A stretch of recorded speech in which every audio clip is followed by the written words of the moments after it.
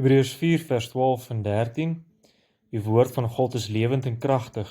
Dit is skerper as enige swaard met 2 snykante en dring deur selfs tot die skeiding van siel en gees en van gewrigte en murg. Te beoordeel die bedoelings en gedagtes van die hart. Daar is ook niks in die skepping wat vir God onsigbaar is nie. Alles lê oop en bloot voor sy oë. En aan hom moet ons rekenskap gee. Goeiedag almal, baie hartlik welkom weer by nog 'n episode van Evangelisasiestasie. Saam met my hier is Dominee Jacques Kien van Gereformeerde Kerk Tsumeb en vandag gesels ons oor die 2 nature van Jesus Christus, sy menslike natuur en ook sy goddelike natuur en die wonder daarvan en dat 'n mens ook dit goed moet verstaan om hom as verlosser ook heeltemal te begryp. Jacques, wat dink jy sal dit beteken as mens sê dat Christus 'n menslike natuur het? Hy is dan God en hy is dan ons verlosser en hy is dan so almagtig. Hoe moet ons sy menslike natuur verstaan? Ons moet verstaan is, ek dink die kerkdiens het dit duidelik geword dat baie mense sy menslike natuur betwyfel dat hy waarlik mens was op aarde en dat dalk gees net hier op aarde rondgesweef het. Maar die feit dat hy 'n menslike natuur het, wat ons praat van menslike natuur, is ons sê hy was waarlik mens gewees. Mens kan aan hom vat, hy het vlees gehad en bene. Wat beteken hy was mens, nee. Ons sien dit veral toe hy daar in die woestyn deur die duiwel versoek is, Matteus 4, hoe mense sy moegheid kon sien, hy was uitgeput, en daar was hy hom ook versoek as mens. Nee, so hy het selfs as mens, toe hy gelei het, dieselfde pyn deurgegaan as wat ons deurgaan as ons seer kry en swaar kry. So hy het ook moeg geraak, nee. Ons hoor van hoe hy selfs bloed gesweet het. En dit is vir ons duidelike bewyse uit die Bybel self, keer op keer hoe die Here self geopenbaar het, maar hy was waarlik mens gewees. En hy moes mens wees. Kom ek verduidelik dit net ook. As gevolg daarvan dat as hy nie mens was nie, kon hy nie vir ons sonde sterf nie, want deur die mens het die sonde in hierdie wêreld ingekom, en die mens moes daai sonde ook dan vereffen word, betaal word. En as Jesus Christus dan nie waarlik mens was nie, dan beteken dit ons sondes nie waarlik vergewe nie, en ons nog strafwaardig voor God. So hy moes waarlik mens wees.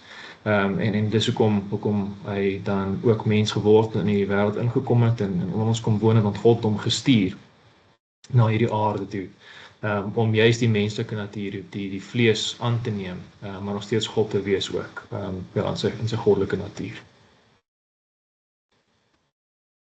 Baie dankie. Ja, ek dink ook nou aan die kruis, aan dit wat hy aan die kruis, woorde wat hy gesê het, ek is dors, en dit hy ook op sy menslike natuur en die behoeftes wat hy gehad het as mens. En definitief dat ons as mense is te swak en te sondig om vir ons eie sonde te betaal. 'n Mens moet vir die sonde betaal, want 'n mens het die sonde in die wêreld gebring, maar ons mense kan, en daarom het ons iemand meer as 'n mens nodig. En nou kan mense vra, maar kan die engele nie vir ons sonde betaal nie? Hulle is volmaak en hulle is sonder sonde. Maar nee, hulle is nie mense nie, nee, en Hebreërs 2 en so sê dit vir ons baie mooi, dat die engele is boodskappers, gestuurdes, hulle is daar om ons te dien, maar hulle is nie mense nie, en 'n mens moet vir die sonde betaal, en dis hoekom Christus mens geword het, werklik as baba gebore is, en alles aan sy broers gelyk, lees ons nie, behalwe aan die sonde. So daarin kan ons sien dat hy werklik mens was hier op aarde en dat hy 100% 'n menslike mens was en 'n menslike eienskappe uitgeleef het. En dis hoekom ons ook getroos kan wees vir al deur sy mensheid dat hy medelee met ons het. Hebreërs 4 sê dit so mooi dat ons 'n hoëpriester in die hemel het wat nie geen medelee met ons het nie, maar juis een wat ons swakhede verstaan en ons behoeftes hier op aarde verstaan. So dit gee mense groot troos as gelowige. Ja, en as mens dan praat oor ja, Jesus Christus wat mens geword het, dan is mense altyd maar met die vraag, maar hoekom moes hy dan mens word? Hy is dan almagtige God, hoekom het hy net vanuit die hemel net al ons sondes net uitgewis en gesê, maar goed, kom ons vat net weg van julle af nie. En ek dink dit is uiters belangrik dat ons weer net teruggaan na die opnames wat ons vorige kere gedoen het, gaan kyk gerus daarna. Dis reg belangrik vir die verstaan van hoekom die Here al die dinge laat gebeur het en hoekom ons dan hierdie verlossingsgeskiedenis moet mooi in perspektief sien. As God wat regverdig is, dan beteken hy moet dan ook regverdig optree. Dit sou baie onregverdig gewees het is as hy byvoorbeeld die duiwel straf, maar hy straf nie vir ons sondes nie. En daarom as regverdige God het hy nodig gehad om Christus te stuur. Want hy kon net vir ons uitvee nie. As regverdige God is 'n deel van sy eienskappe om werklik te straf, om seker te maak dat regsaake reg afgehandel word, nee, soos beskuldigd in die bank. Jy kan net iemand wat nou moord gepleeg het net sê okay, maar nou kan jy maar skotvry gaan nie.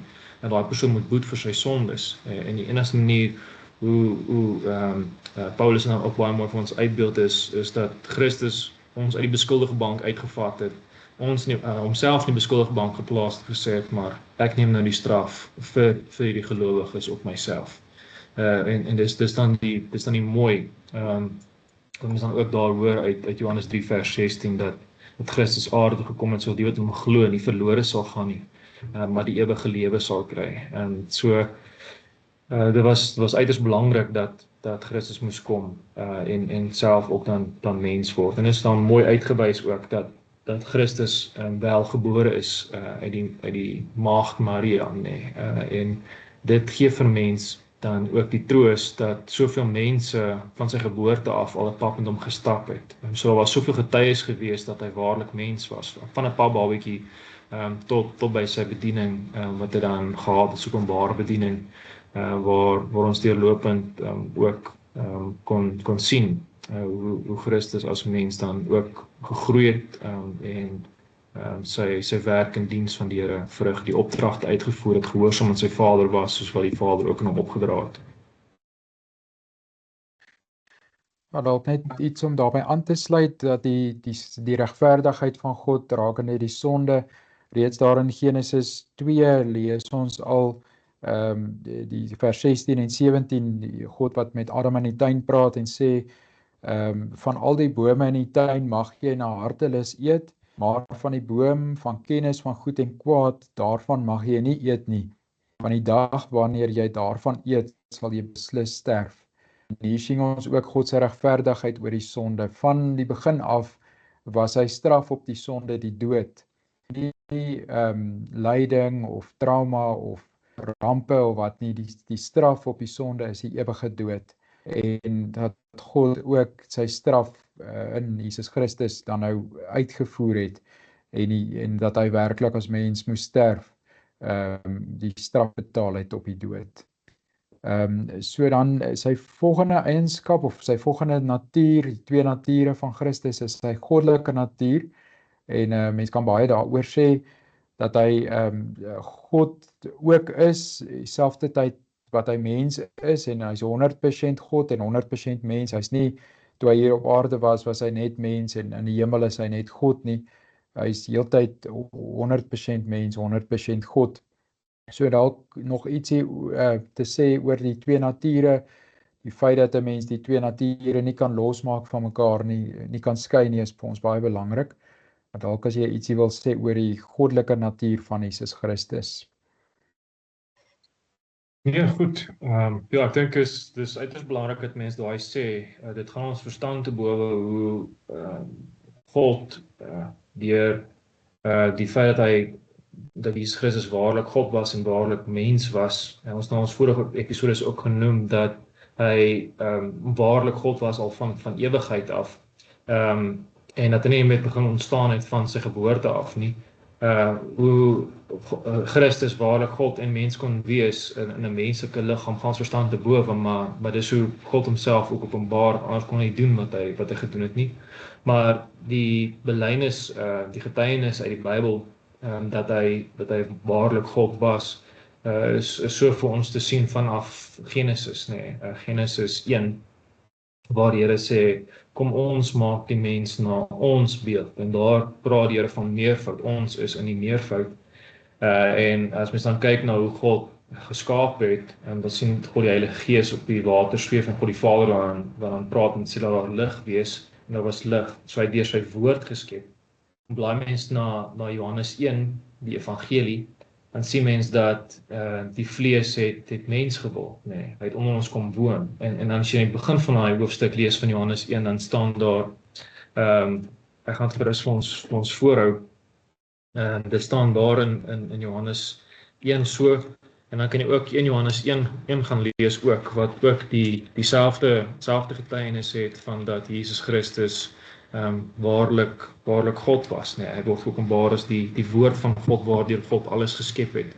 Dan staan daar, in die begin was die woord daar, en die woord was by God, en die woord was self God. Hy was reeds in die begin by God. Alles het deur hom tot stand gekom. Ja, nie 'n enkele ding wat bestaan het sonder hom tot stand gekom nie. En daar was daar lewe, en die lewe was die lig vir die mense. So, hier word openbaar dat die woord deur wie God geskep het, was waarlik self ook God gewees. En as jy dan na vers 14 toe gaan, dan staan daar, die woord het mens geword en onder ons kom woon, ons sy heerlikheid gesien, die heerlikheid wat as die enigste seun van die Vader het, vol genade en waarheid. So Christus word hier uitgewys as die woord van God. Christus word uitgewys as God self. En ja, hierdie woord wat onder ons kom woon, het beteken, hy het onder ons kom tabernakel, kom tent opslaan. En dis presies wat hy gedoen het toe hy mens geword het. Hy as God het afgekom aarde toe om sy menslike natuur ook aan te neem, sodat hy in ons plek dan ook die straf vir die sondes kan dra, want as hy nie God was, dan sou hy nie die toorn van God kon ten volle verdra nie. So ekskuus, ek is besig om te lank te praat. Daniel, asseblief, kom gerus in. Nee, alles reg. Ja, ek dink is net belangrik om te verstaan dat, soos jy nou gesê het aan die einde net, dat soos hy gehang het aan die kruis, en die bespotting wat hy deurgemaak het, en die toorn van God, die woede van God, die Godverlatenheid wat hy deurgemaak het, dit alles het hy gedoen as God ook, nie net as mens nie, maar ook as God. En dis hoekom hy dit kon doen, soos jy dit nou goed verwoord het, dat hy kon al daai lyding van die kruis deurgemaak het, die angste van die hel ondergaan het, omdat hy God is. En dis die groot troos wat ons het, dat ons as mense, soos ons ook vroeër gesê het, ons as mense sou dit nooit kon doen nie. Ons kan nie die toorn van God, die heilige woede van God deurmaak nie. Ons is te swak, ons sou dadelik vernietig gewees het, maar ons verlosser Jesus Christus, hy kan dit doen. Hy is die enigste een, en deur ons verbondenheid met hom, en ons een wees met hom deur die Gees, geld daai voldoening aan die kruis ook nou vir ons as mense, as sy kinders. Baie dankie. Ja, ekskuus, seker is nog iets. Ek wil graag het nog so laas dingetjie byvoeg. Ek dink as mens nou kyk ook na Kolossense 1, dan sien mens daar ook 'n kragtige openbaring van hoe ons dan ook sien dat hy waarlik mens is en waarlik God. As mens nou kyk daar van vers 15 af, en staan daar, die seun is die beeld van God wat self nie gesien kan word nie. Die seun is die eerste verhewe bo die hele skepping. God het deur hom alles geskep wat in die hemel en op die aarde is, alles wat gesien kan word en alles wat nie gesien kan word nie. Konings, heersers, maghebbers, gesagvoerders, alles is deur hom en vir hom geskep. En daar is al klaar die konneksie wat ons nou gemaak het ook met Genesis 1 en natuurlik met Johannes 1 en 1 Johannes 1 waar die belydenis self is dat deur Christus, deur die woord is alles tot stand gebring. En as jy dan verder in die teks hier afgaan, ek kan sê daarvan nog verder lees, dit is eintlik 'n belydenis van wie Christus is. Hy is die hoof van die liggaam van die kerk, hy is die oorsprong daarvan, hy is die eerste een wat uit die dood opgestaan het. En dan staan daar in vers 19 en 20 wat ek graag vir ons wil voorhou, wat mooi in aansluiting is by ons gesprek. staan daar: God het besluit om met sy volle wese in hom te woon en om deur hom alles met homself te versoen. Deur die bloed van sy seun aan die kruis het hy die vrede herstel en deur hom het hy alles op aarde en in die hemel met homself versoen. En daar is die samewerking van dat hy mens was, maar dat hy ook God was. En vir wat se rede? Jy sou daai versoening kon plaasvind, dat daai middelaarskap, middelaars opdrag wat hy gehad het kon voltooi, om vrede te bewerkstellig. Ons praat van shalom, vrede tussen God en mens. Solank nie vyandskap is tussen ons en die Here nie, maar waarlik vader en kindskap, waar ons in 'n huishouding weer van God toegelaat word, omdat ons nou weer kinders is van die Here. En dit is vir ons 'n absolute vreugde om dan ook te hoor wat God dan in sy genade dan ook vir ons deur Christus kon doen het, deur sy twee nature en dit wat ons nie vir onsself kon doen nie, het dan deur Christus vir ons gedoen. En so is absoluut dan die getuienis dan ook van die liefde van God in Christus vir ons. Baie dankie, Jacques. Mag hierdie gedeelte van die twee nature van Christus, die wonder daarvan, die feit dat dit nie geskei kan word nie, ook u dan troos as luisteraar, en mag u ook elke dag verstom staan voor sy wonderlike genade, dat hy ons enigste ware verlosser is.